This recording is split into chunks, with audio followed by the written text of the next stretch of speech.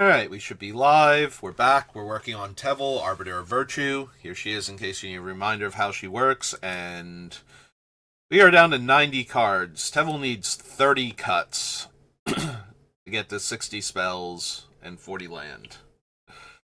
And not a single card left on this list wants to come off. Alright, quick review, and we're going to try and make it quick this time. Last time we spent like 40 minutes going over the list again. Oh, by the way, so it is 90, not 91, which is where we left off last time. I recounted the list, and apparently I cut a card and did not actually knock it off of the list, so it's probably one of those where it was like too far down on the clipboard and it got cut off or something. But yeah. Or maybe I miscounted the original list and it was off by one. One or the other. Either way. We are currently at 90 cards on the list for spells.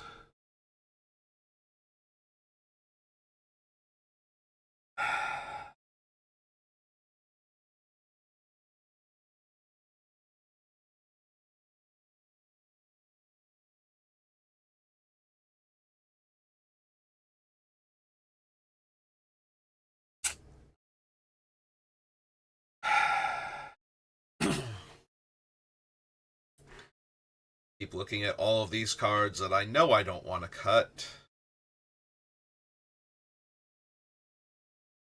But at the same time, literally one in every three have to go.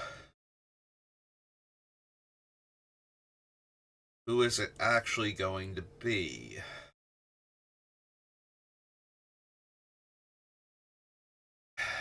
Is it Basilisk Collar? I don't want to cut the Basilisk Collar because I want more sources of lifelink, but we have life gain in general anyway from other things, so maybe I don't also need Basilisk Collar.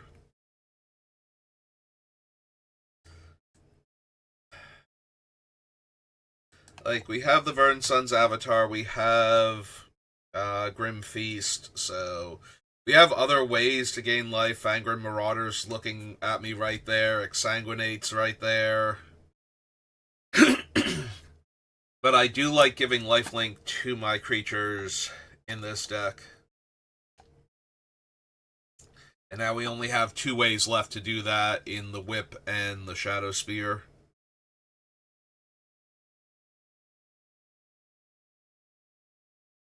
But I don't think I actually have room for it, as sad as that is for me. The other downside, of course, is that I have a whole lot of Mega 2/2 creature, so being able to give that Death Touch in addition to lifelink gives me a bit more options when attacking and blocking, but cutting Torrent Elemental, it's really good in the deck in the idea that it's going to keep coming back, but at the same time, we have to spend the full amount of mana on it every time it comes back.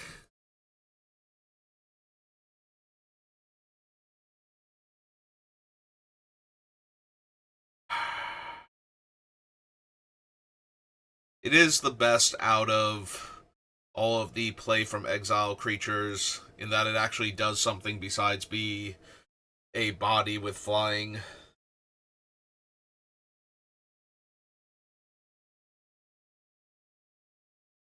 It might be going, though. Intervention, Disallow, Verdant Suns. Don't want to consider cutting Muldrotha. Now we're back on Emery and what's its name from Aether Drift. The mill for pull back a card, and when certain things leave my graveyard, I gain a life.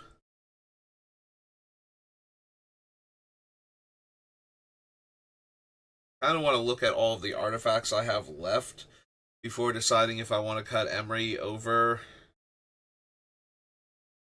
the other one. name I'm forgetting right now, but I know exists. Really want to cut Oko. Both shuts off commanders and gains me life. Like, I have a really hard time cutting Oko here. The form engine. Whole bunch of lands. Shigeki.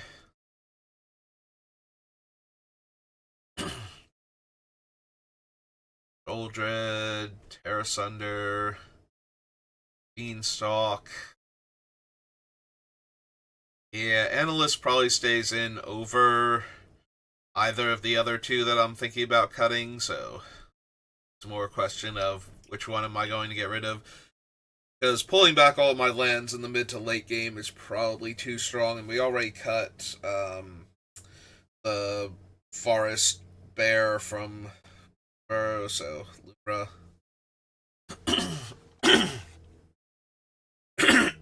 Excuse me.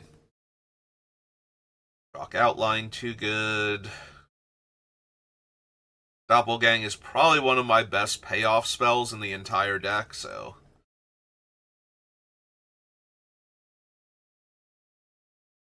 Forget, did we wind up cutting... Yeah, we did. We cut, Reach the Multiverse, so even more so Doppelgang can't go. But I do think it's probably the best payoff card we still have. Can do so much damage with this thing. And with the right cards, it doesn't even really... Like, we might risk dying by taking the big hit, but once it resolves, we should be solid, so...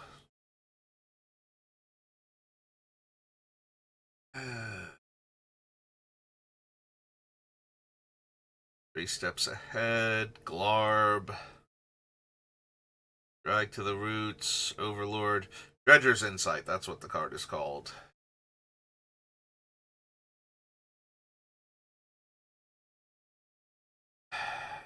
I was going to cut another mill card.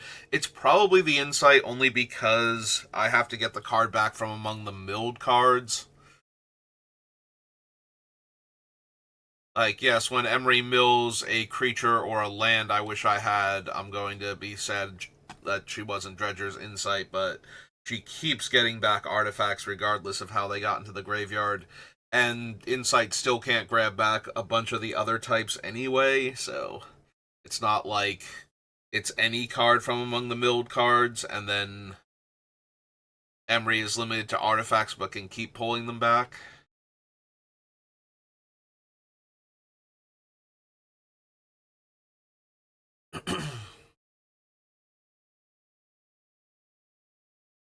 It's possible Awaken the Honor Dead goes.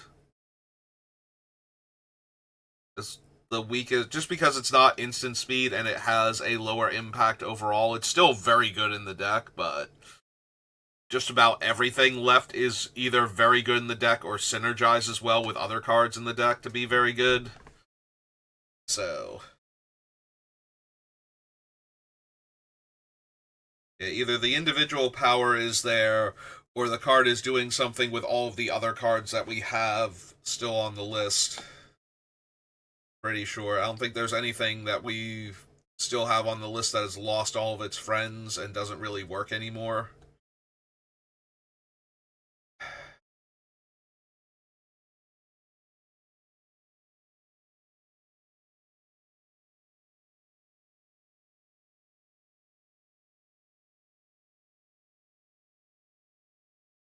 And I'm gonna be sad when I cut Astral Dragon.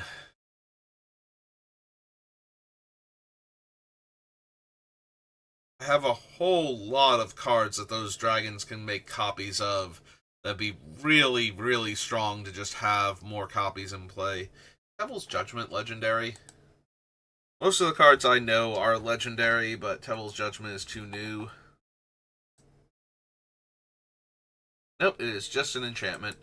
That's what I thought, but I wasn't sure.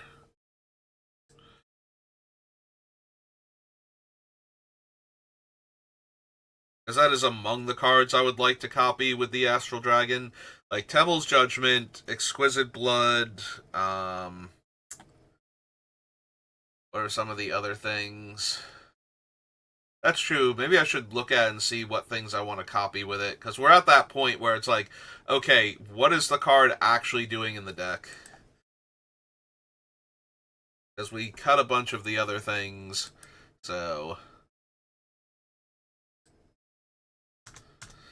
Alright, so we get rid of Basilisk Collar. I want to see my artifacts, and I want to see the non-creatures that... What's its name can copy...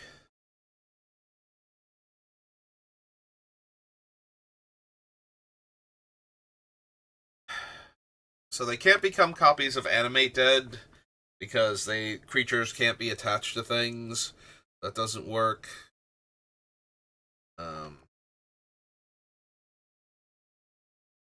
Soul Ring is kind of whatever.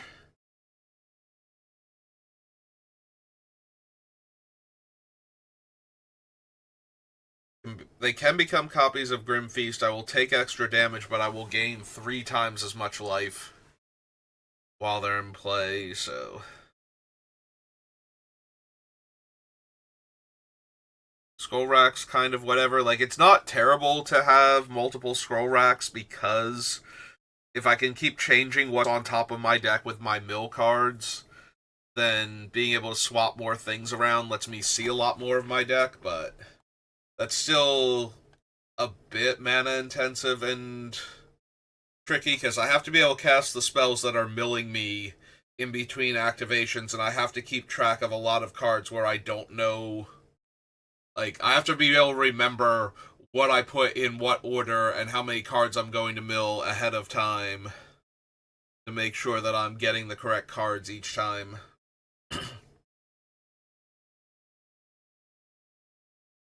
But aside from the mental bookkeeping, that is not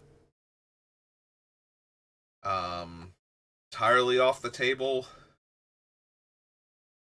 Copying Lightning Greaves does nothing. Copying O-Stone. If O-Stone is in play in the first place, things have gone wonky. Because I do not just cast O-Stone and let it sit there. O-Stone is to be played and blown up immediately to shut down whatever is happening before somebody, like, Krosan grips it or something. Well of Lost Dreams is redundant. Crucible is redundant. Sensei's Top is mostly redundant. It's basically I can tap and sacrifice them to draw a card, since they're tokens, but...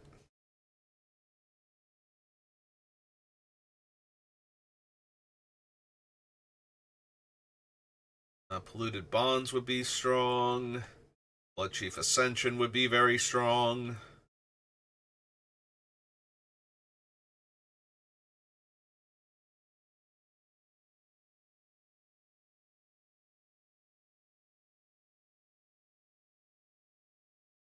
Erebos is legendary.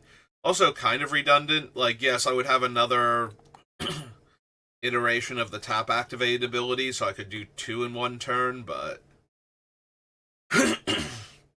I do question what I'm getting back at that point that is worth the 4 extra mana instead of just attacking with my 3/3 flying lifelink dragon token.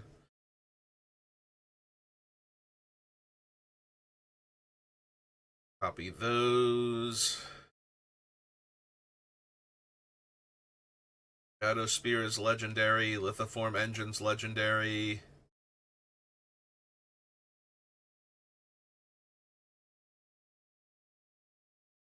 Those are copyable. Up the Beanstalk is fine. Chalk Outline would be decent.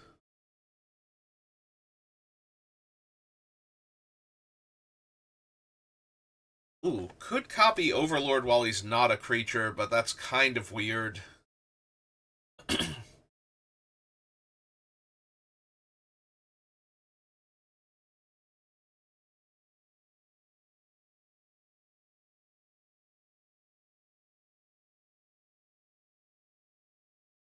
Awaken the Honored Dead. It would give me 2 kill spells, but then the tokens would go away when the thing expired, but that's not necessarily a bad thing. Like, but putting a 3/3 flyer into play and two 3/3 flyers that kill two target non-land permanents and get to stick around and attack for a couple of turns before they fade out.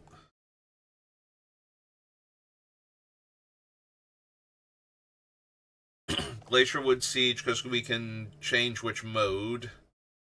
That way, if we wanted to mill more with Glacierwood Siege, we could. Or if we needed the Crucible version, like it'd be a little redundant to have both of them be Crucibles, but... Actually, do I get to choose with each one of them individually? Like, could I make one a Crucible? I think I can. Like, if I can't change what thing I've chosen because they're entering play as a copy of it, and I get to choose as it enters. So yeah, one of them should be able to be like, I don't need both of them to be identical, is the thing. Swiftfoot Boots doesn't matter. Alhamrat's Archive is legendary. Can't copy any of these.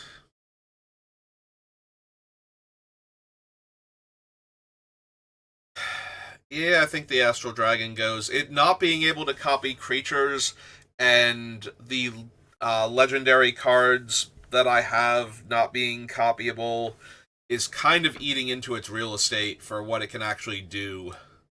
So we're down to like maybe 10 cards at most that are a big deal for it to copy.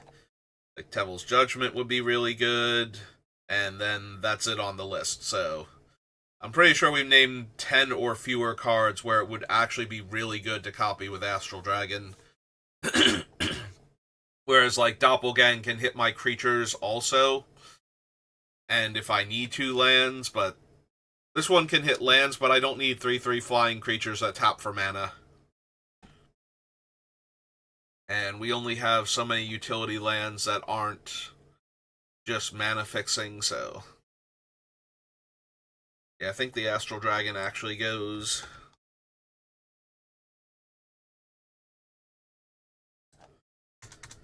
Alright. 88.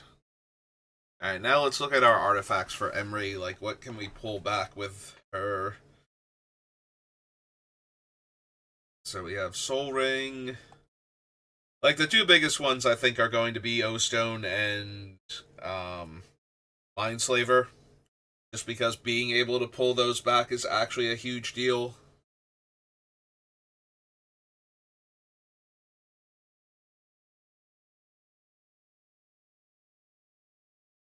Soul Ring, Scroll Rack.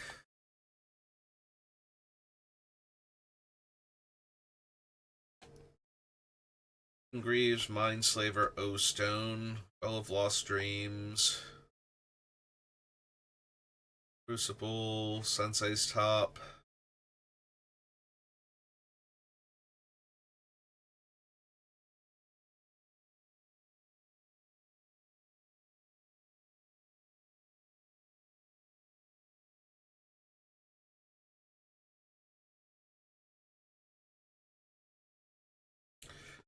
Erebos is good to get back. Only to give my things lifelink again. Noxious Gearhulk is an artifact creature, so we can recast him from the graveyard.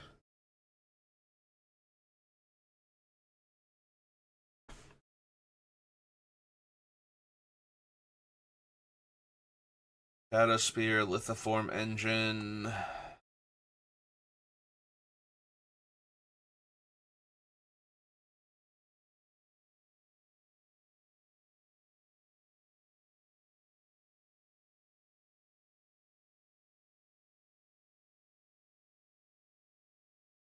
Wait, did I miss something?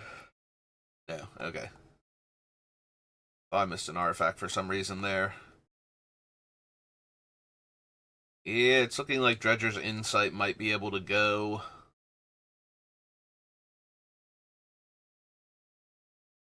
Archive, Swiftfoot Boots.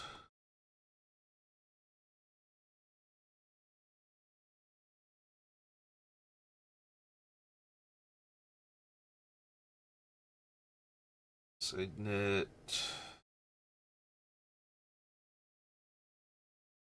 Yeah, right now we have 15 artifacts still on the list.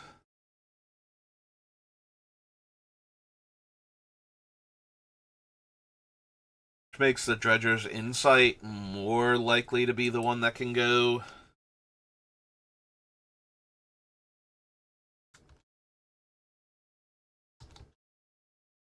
There we go.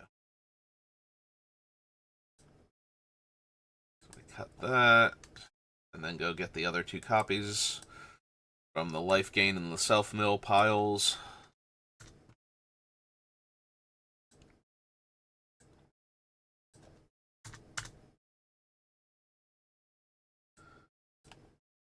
Alright, brings us down to 87. Yay, we've made 3 entire cuts today so far. Alright, so what does that leave our self-mill pile looking like? I want to see that one first. Self-mill. Have Mental Note, Hedron Crab, Thought Scour, Emery, Aftermath Analyst, Overlord, Glacierwood Siege, Memory Adept, 6, Other Teval, and that's it.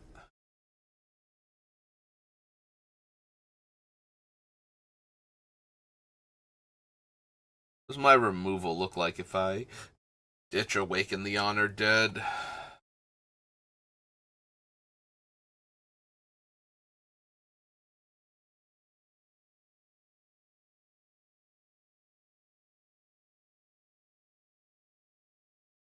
Assassin's Trophy, Tear Asunder, Drag to the Roots. We're a little light on the cheaper removal at that point.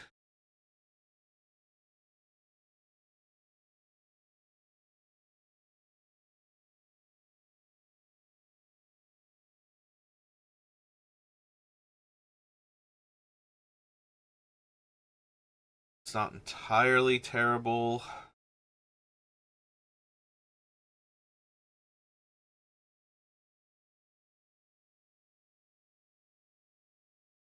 Because I do think it's one of the weaker ones still on the list. But it's not the worst thing. Alright, let's figure out what the worst thing still on the list is then.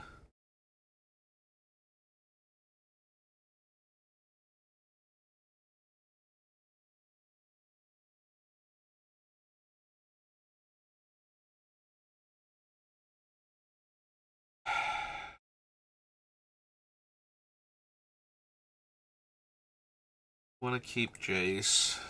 Life gain.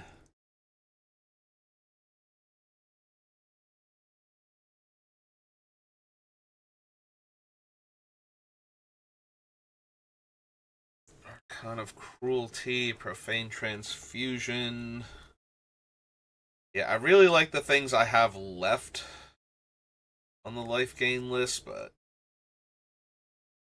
I keep saying that like I don't like everything still on the list, and I am not absolutely struggling.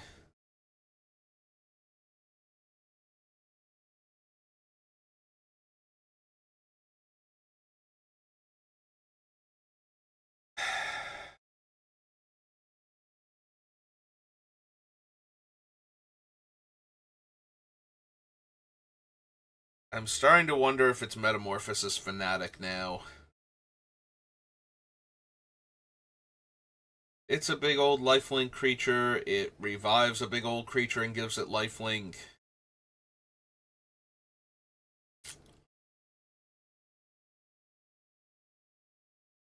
It is really hard for me to cut that thing.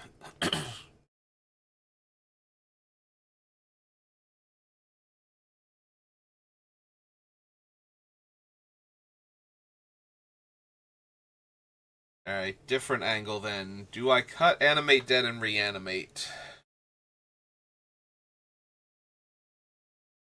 Like, I have a lot of self-mill, so being able to just cheaply rebuy one of my powerful dead creatures is probably still way too strong. I'm going round in circles.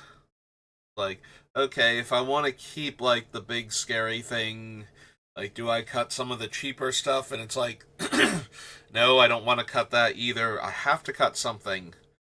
I've only cut 3 cards so far today. I need to cut, like, at least a few more if we're going to make it to 60 spells by this weekend.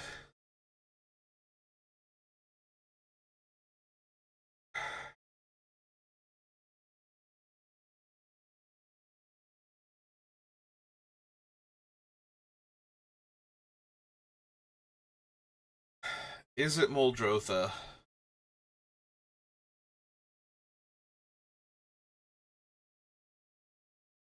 A lot of the time, Muldrotha is going to let me cast exactly one spell and then eat a removal spell because that's what she does.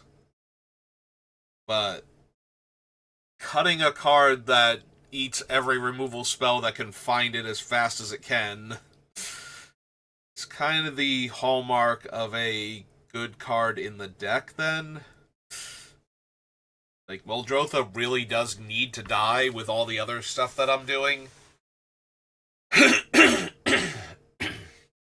Excuse me.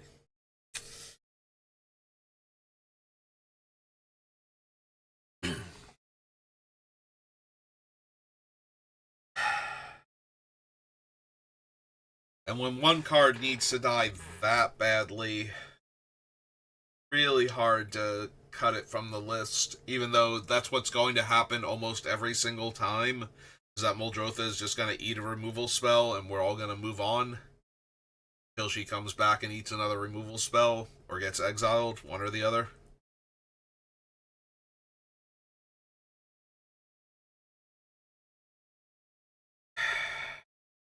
Okay. I do have a lot of legendary permanents. Is that a good enough argument to cut Shigeki? The problem is that Shigeki also can mill me. Like, Shigeki ramps me, mills me, and then later on gets stuff back. And his channel ability, while I can't discount it, also isn't a spell, so I'm not taking damage for using it to get things back, so.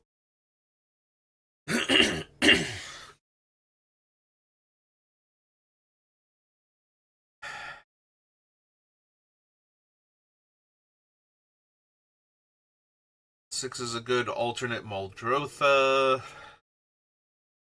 Cheaper, less immediately terrifying, but also can potentially mill me and help get more cards into my graveyard while also finding me more lands.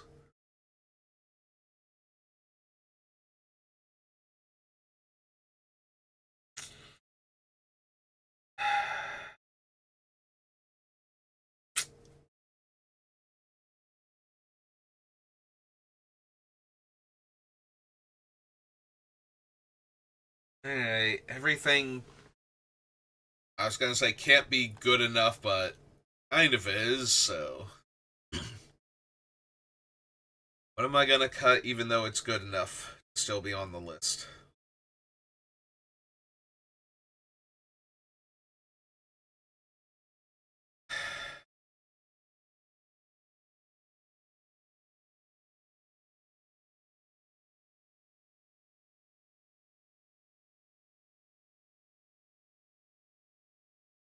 Is it Consecrated Sphinx?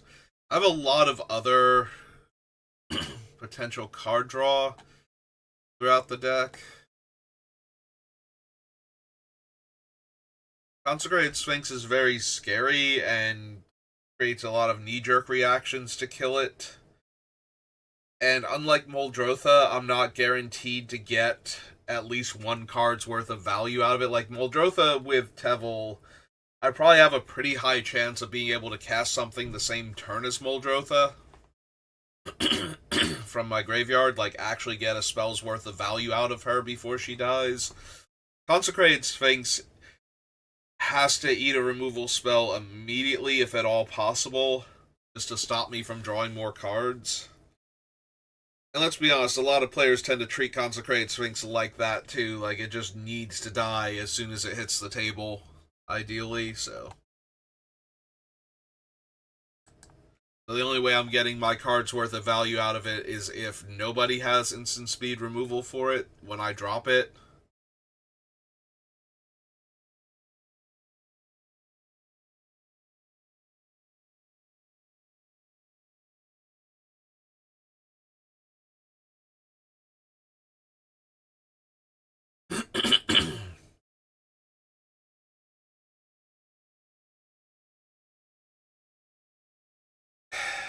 Maybe Consecrated Sphinx.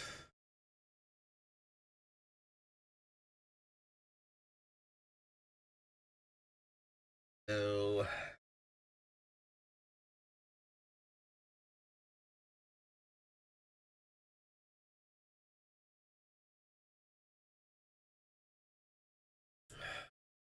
Deathclaw, Lord of Change, no. Judgment, almost absolutely not. Will of Temor, no. Balance Scale, Fanatic.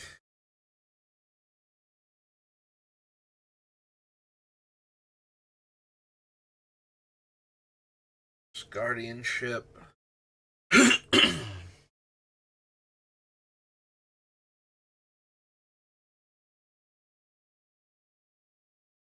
Judgment, Signet, Scavenging Ooze.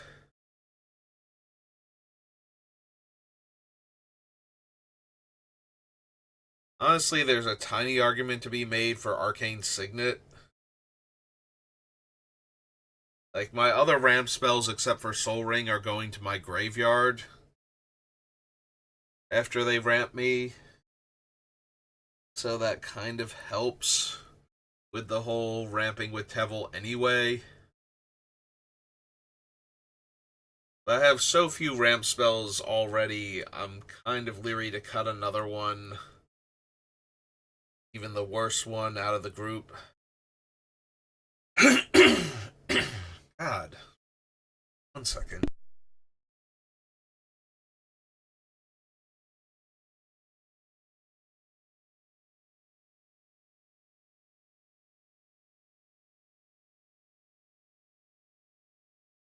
Alright, I'm pretty sure that did nothing to actually clear it out. Which is frustrating.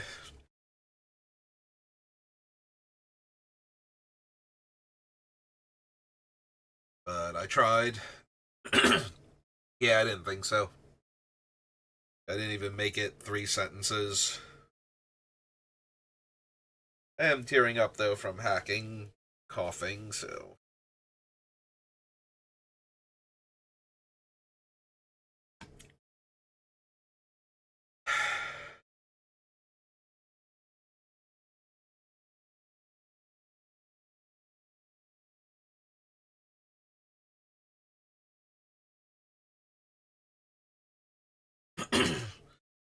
Archive... Eric's Wake...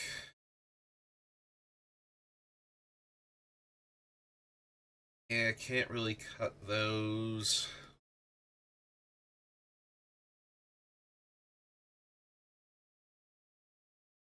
Aside from Tevel, how many things do I have that actually... Like, even Tevel doesn't necessarily need to attack the turn it comes down. What do I have left on the list that really desperately needs haste? Like, the protection abilities are still kind of worth it anyway. Locking out targeted removal that gets top decked after the creature is on the battlefield.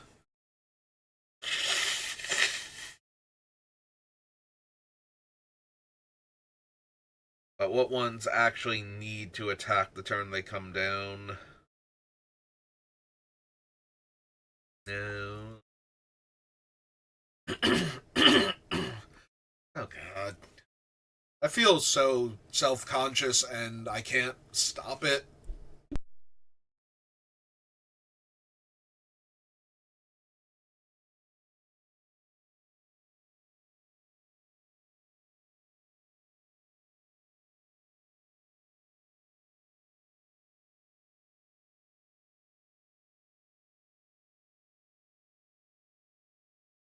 I'm sorry, it's just so bad today, apparently. And nothing's quite dislodging it, so... Oh, god, does it make me self-conscious when I have to stop and, like, clear my throat every 30 seconds.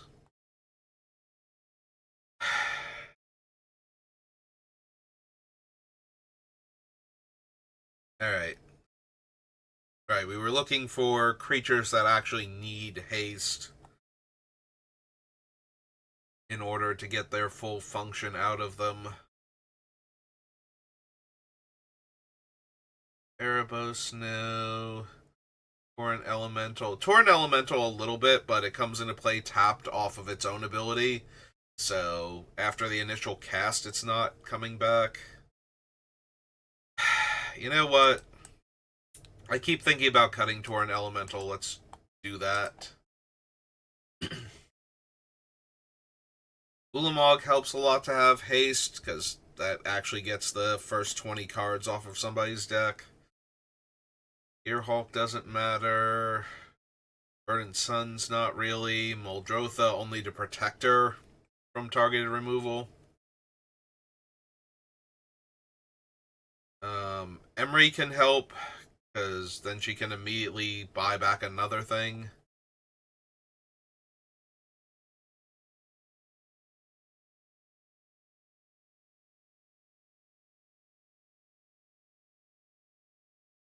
Shigeki can help, because then it can activate immediately.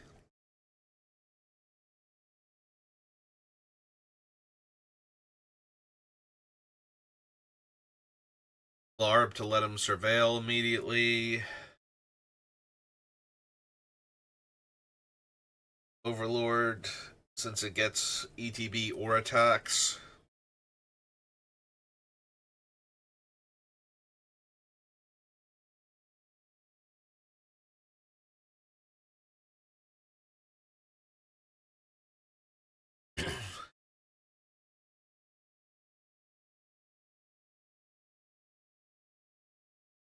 Six helps because he can attack immediately, assuming that he has a good attack, which is more of a bold assumption than with other creatures on the list. Like, a lot of them want to attack. Six benefits from being able to attack, but is so small in Commander that he has to actually have a good attack at that point. Fanatic's kind of whatever. I've already gotten my value out of it coming into play in the first place. Other Teval does need to attack.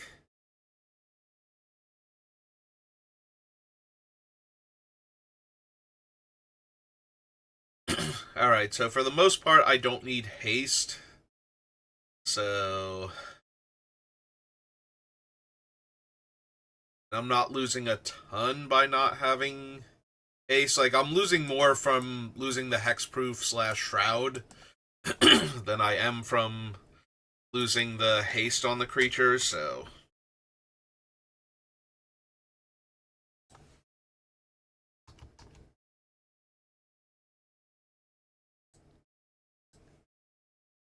yeah, I think we do lose both of them. Alright, so that's 3 more cards off the list, brings us down to 84. Get to 80. Doable, but it feels like a pretty big ask right now. So I did lose 2 artifacts for Emery, but they're not the most high impact artifacts, and that still leaves her with like 13. So, pretty sure she's still fine, as opposed to, like, swapping her back up for Dredger's Insight just to mill 4. Plus, it's a lot easier to put her back into play to remill as opposed to the Insight itself, because I don't have a lot of ways to buy back enchantments that have died.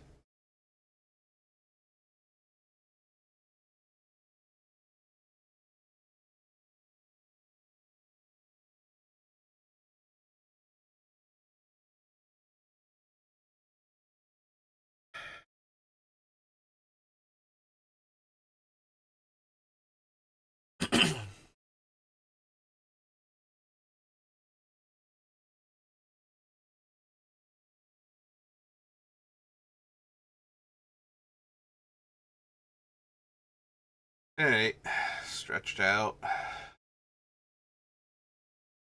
Staring at cards. Might legitimately be Consecrated Sphinx. It's such a good card draw engine, but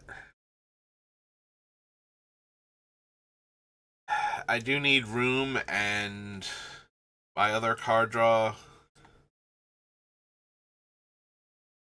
I just like better right now, I feel like. Let me look at the other card draw spells again. That's removal. Card draw, yeah.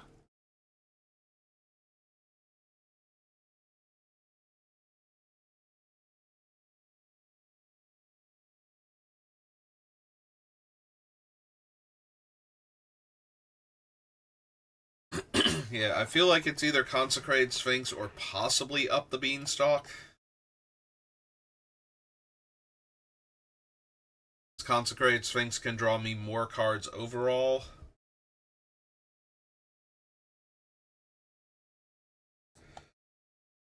Like, if I play Up the Beanstalk, I might be able to draw, like, 2 cards in a turn cycle pretty consistently, especially since drawing the 1 card will probably help me draw the second one. But the Consecrated Sphinx potentially draws me, like, 4 to 6 cards per turn cycle.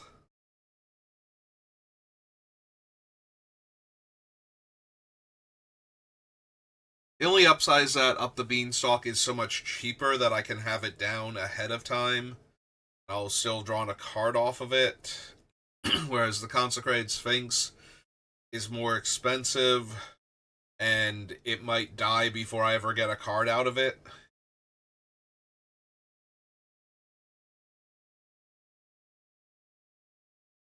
Yeah, Consecrated Sphinx has the higher ceiling.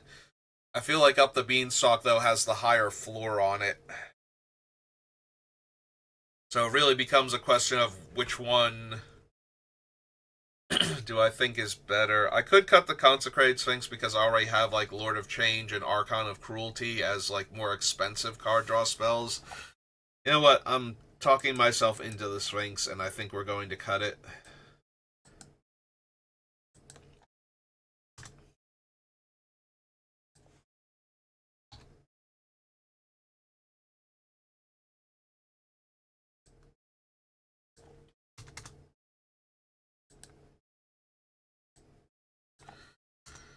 Alright.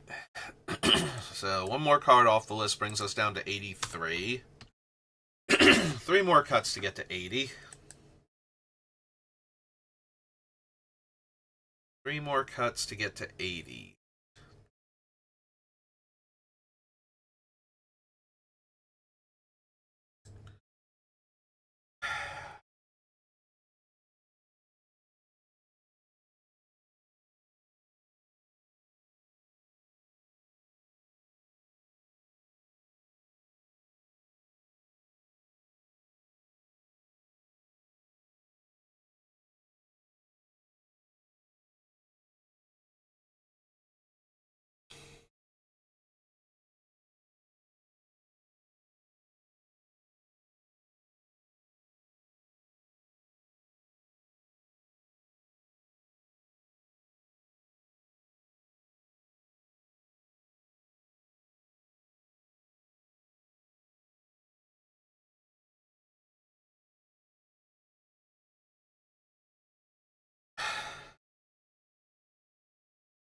All the ways I potentially have to gain life.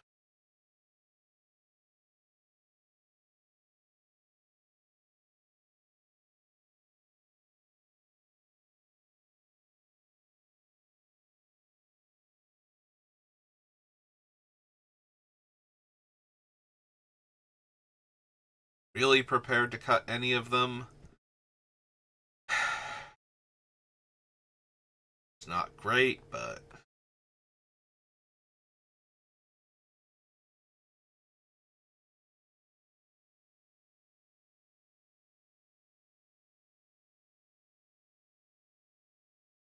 self mill.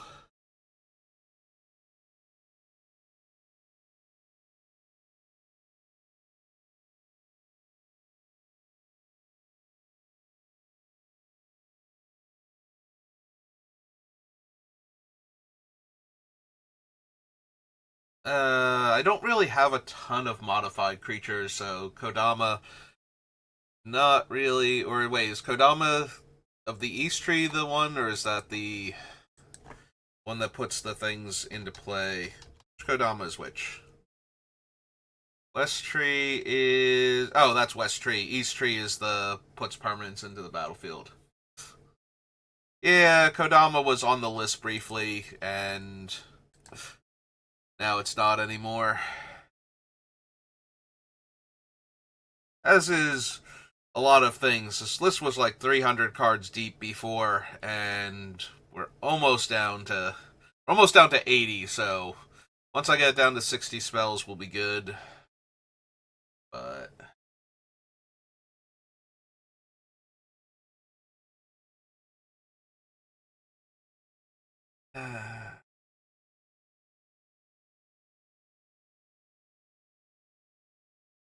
right now, I will settle for getting it down to 80 for today.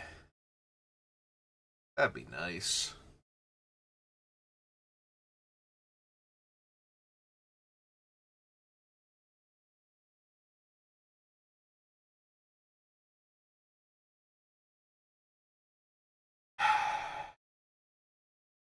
Gonna be Awaken the Honor Dead. I keep thinking about it as a thing to cut.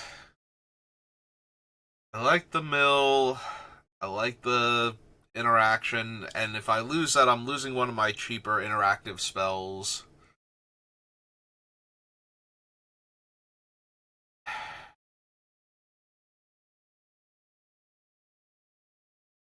Alright, is it possible with all of the discounts on my spells I don't need Force of Will anymore?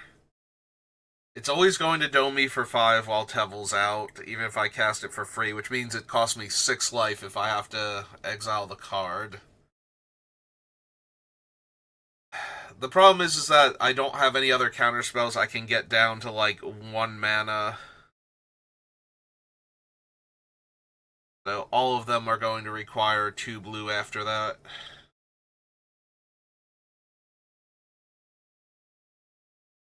Uh,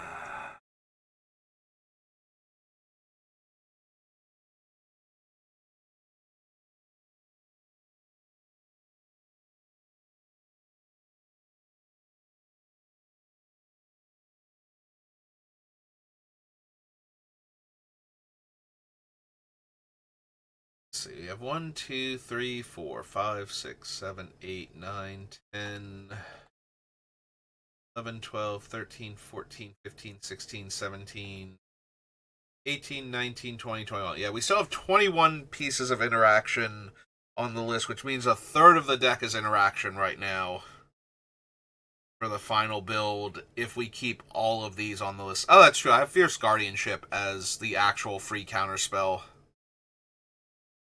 Still. You know what? Yeah. Let's get rid of Force of Will. Always going to dome me for 5. Teval minimum.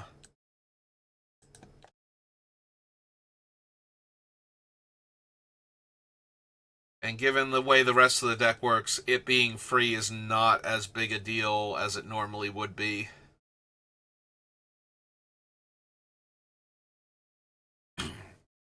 Alright, that still brings me back to Awaken the Honored Dead.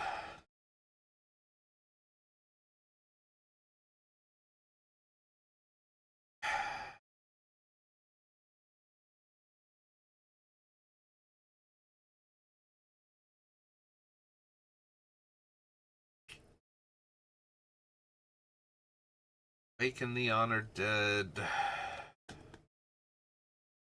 If we cut that, that leaves me with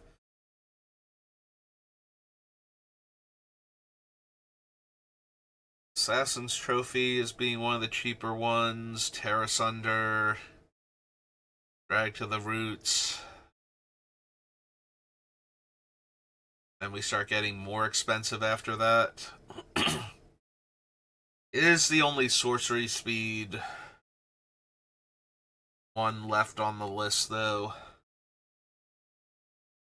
Alright, let's get rid of Force of Will.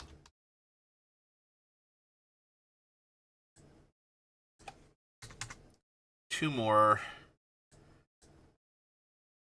ideally.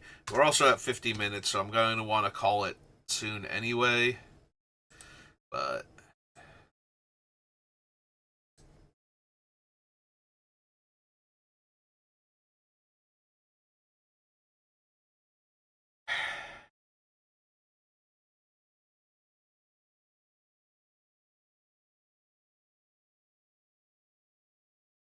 can't really lose Damnation. I'm looking at Damnation like we already have O-Stone and in Garrick's Wake, but yeah, I don't want to lose Damnation also for like the early game fell behind situation, because O-Stone is going to be 8 mana, Garrick's Wake is 9.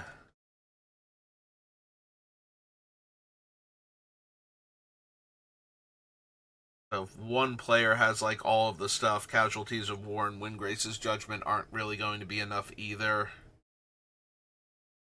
Kind of need Damnation. Not cutting Mana Drain. Too many colorless requirements in the deck already. Sure, that'll help out.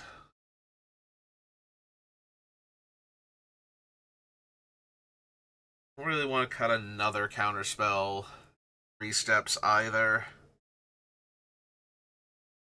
Plus it's card draw, plus it can copy some of my other things.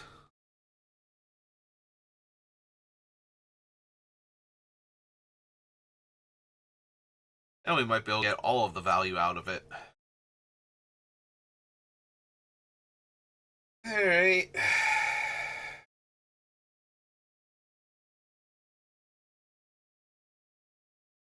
Alright, Awaken the Honored Dead. I think you are going to go, because I am running out of things that I feel comfortable cutting.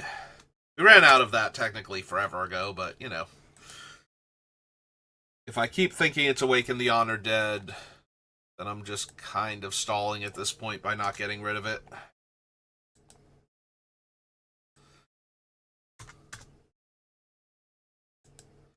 And the actual original thing on the list. Okay, Awaken the Honored Dead is gone. Go to 81. Alright, is there one more card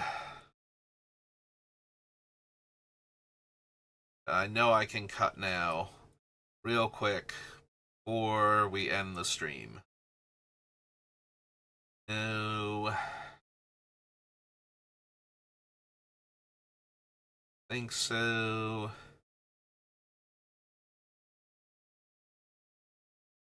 Yeah, don't worry, Steve. I'm pretty sure you're safe. I don't have a ton of basic lands, or room for a ton of basic lands, but being able to recur Sakura Tribe Elder, get extra lands is good, and he's going to the graveyard as fodder if I need him to be, so kind of hard to argue with that. If it wasn't for the fact that the other ones can get the dual lands, I would think Steve would be better than any of the other ramp spells left. Which might make it Arcane Signet, honestly. Don't need a ton of ramp to begin with to set up Teval, so...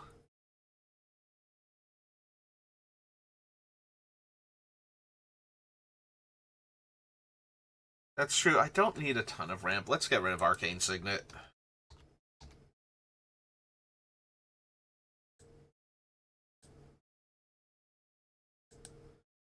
Put that, and then go to the one under the ramp list.